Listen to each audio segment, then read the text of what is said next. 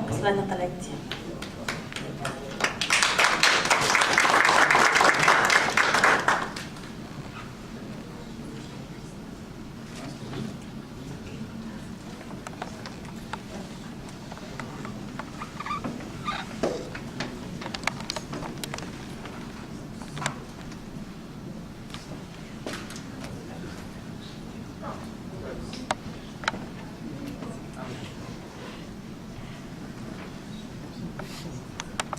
Thank you.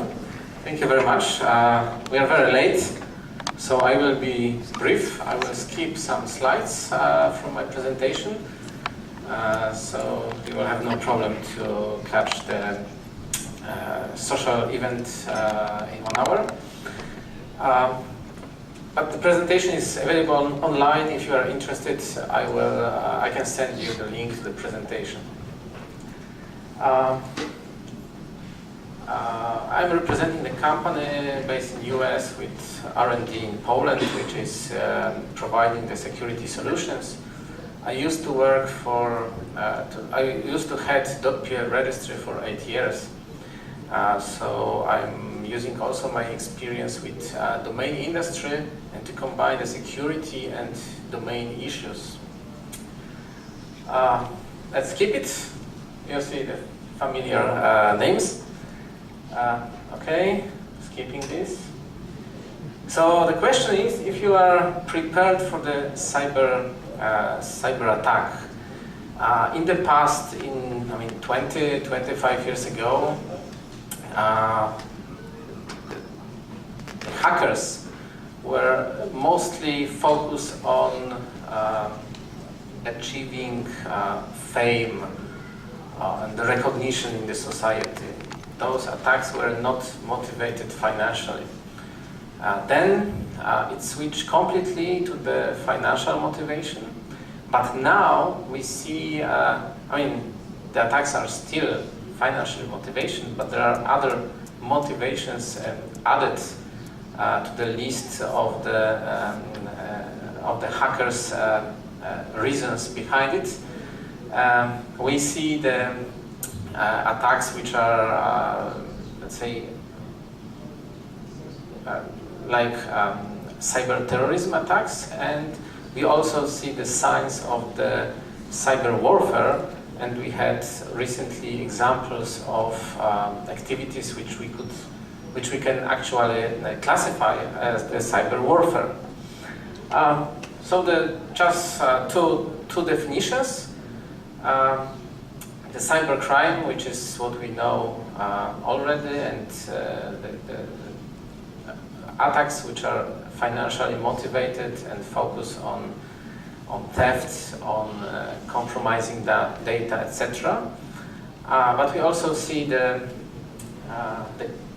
upcoming cyber terrorism, where the aim is in resulting the violence, destruction, and disruption of the services. And we can probably in the very short time see the combination of the physical terrorist attack and the cyber terrorist attacks. So far they were separated. You could see the physical bombing and the cyber attacks. They were never combined. But I'm sure unfortunately it will come in the near future. What are the objectives of the cyber attacks? It's mainly loss of integrity, availability, confidentiality, it is theft, and sometimes it can also be the physical destruction. Motivation, as we said, it's about challenge, egg of fame. It's of course the monetary gain, unauthorized data alteration, but also espionage. It's also blackmailing, which is personally sponsored, but we are also seeing the governmentally, let's say, motivated activities. And the tools of the cyber attacks, it is what we know already, like service flooding, vulnerabilities detection, backdoors, trojans, etc. We also see humans attacked. sometimes it's too difficult or too expensive to attack the infrastructure and go through the firewalls and all these security systems. Sometimes it's easier to attack an employee of the company and trick him or her to do something, to change some data in the database or so, and get actually the same result much cheaper than hiring high qualified hackers. We are here in the industry which is closely related with domain names, and one of the attacks which you can actually you can see maybe in the future, and those attacks which are domain hijacking, we've seen for a couple of years already. Instead of attacking the infrastructure of the company,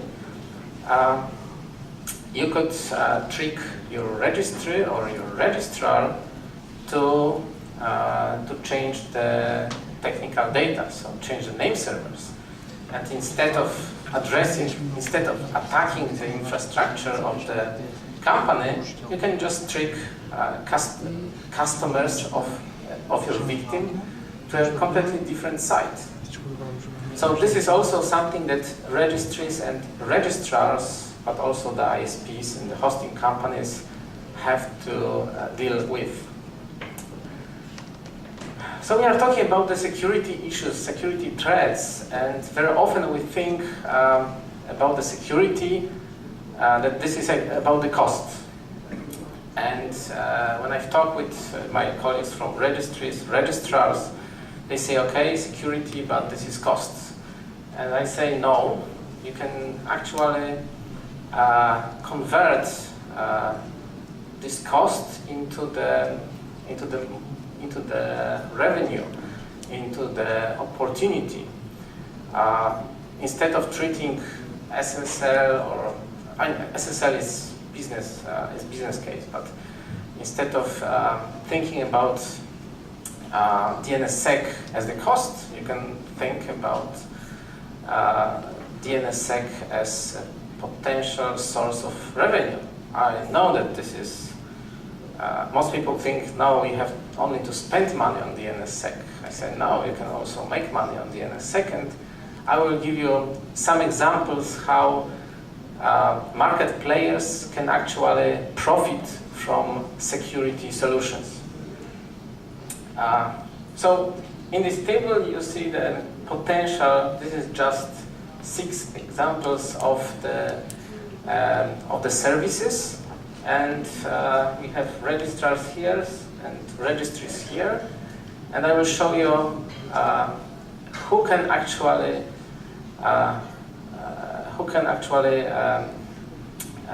gain on implementing security services, and who actually cannot gain by implementing security solutions, and this is something like must. Okay, so who is privacy protection? Sorry, but registries are usually not those who make money on this, but registrars, yes. They offer solutions for the privacy protection, and it is becoming more and more popular. It is generally for gTLDs, but why not ccTLDs as well? We have domain log services, the same situation, that registrars can offer such services on the commercial basis. We have DNSSEC support. I think personally that registrars can also use DNSSEC as the source of additional revenue. It's not only the cost. SSL certificates, of course. Security scanner, which I will be talking later about it. And services like malware detection. In both cases, registries and registrars can convert this into the revenue stream. Okay, so let's talk about services which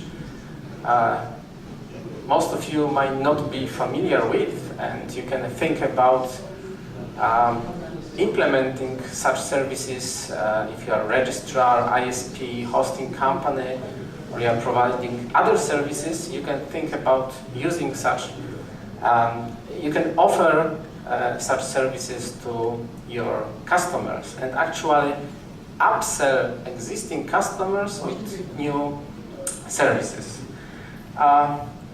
Security scanner, which we are providing, and in Bulgarian market we implemented it together with .regia, and the service will go live probably next week,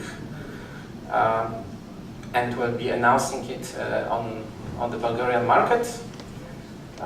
This is about detecting vulnerabilities in the online applications and the web pages. Most people think that their services, their online services, are safe. They think sometimes that if they have the SSL certificate, they are even more safe. But our research and our tests show something much different, and I will show you the statistics done on .bg domain names, but also other TLDs from Central and Eastern Europe, and you can also compare different countries to each other. And unfortunately, in each case, we've seen a lot of vulnerabilities which exist on online applications, in the online applications or web pages, and actually those vulnerabilities are surprising.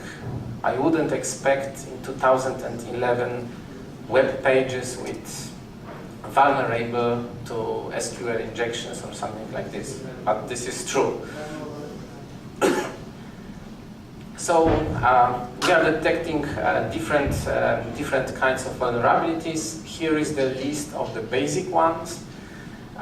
It's like SQL injection, cross-site scripting, etc. But there are more types of the vulnerabilities which we are detecting, and next week we'll be detecting on the BG market with Regia. So we did research. We have chosen 10 TLDs, top-level domains from Central and Eastern Europe, including .bg, and we've chosen the most popular services from Alexa list. So those statistics are, if you take more domain names, probably the results will be worse. So we are just pick up about 20 to 25 top domain names from Alexa list. So we did it country by country. If there were other domain names on the Alexa list, so for example in Bulgaria there was on the top there was a domain name like facebook.com, popular in Bulgaria, so we just skip it. We just took, for Bulgaria, we just took the services with the addresses ending with BG, and so on. So we did the tests for the last 4 weeks. If you look at the results, 25% of detected vulnerabilities were actually SQL injections. Then we had cross-site scripting, etc. This is amazing. I mean, SQL injection is so easy to get rid of this and protect your service from this vulnerability, but it still exists. And web pages, online applications are still vulnerable to such vulnerabilities. But of course, there are more and more other vulnerabilities which you can see in the online applications. Okay, so now the clue of the report. So it's the results of the number of vulnerabilities, the types actually of the vulnerabilities per average per one domain name and divided by countries. So Slovakia 1.4. So on this top Alexa, between those top Alexa 20 domain names, we found 1.4 serious critical vulnerability per domain name. Bosnia and Herzegovina, it's better. I mean, if it is less, that's better. So it means that less vulnerabilities per page. Then we have BG. It's not good. It's not bad. It's not perfect, but it's not bad. It's 0.77. We have .ru. So Russia, 0.73. Czech Republic, 0.7. Romania, 0.57. Serbia, 0.42. Actually, quite good result if you look for others. But there are even better results. Ukraine, 0.27. Latvia and Hungary, very low numbers. It means that every 0.10 means that for every 10 domain names, we found only one critical vulnerability, which is quite good result. Okay, so this is about the report and about the security scanner. On the next slides, I present other business opportunities for registrars, other services like privacy protection, like domain lock services, like DNSSEC support, and the malware scanner. We don't have time to go through these different services, but if you are interested, I'm happy to tell you more about service which we are providing and will be providing with Regia, the localized for the Bulgarian market, but also I'm happy to share with you my experience and my knowledge with other services like domain lock, which potentially can be a good source of revenue for registrars and for other players of this market. That's all? Yes. And if you are interested, to see how this security scanning service works, I'm happy to provide you with free tokens, so you can start your own scanning analysis for your domain names.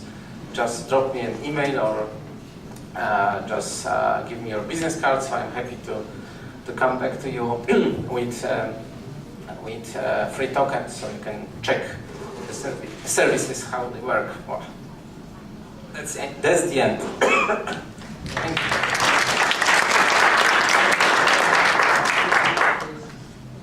Any questions? Or everyone is very tired already? I'm the whole evening here and the whole night, so I can answer your questions in the bar with drinking wine or beer. Okay, then thank you again. Thank you. Thank you. Официално да кажа, че това е края на днешния дълъг ден. Благодаря на всички за присъствието, благодаря на организаторите, разбира се и на спонсорите, и да слезем долу в София клуб на по чаша вино или бира. Благодаря ви отново.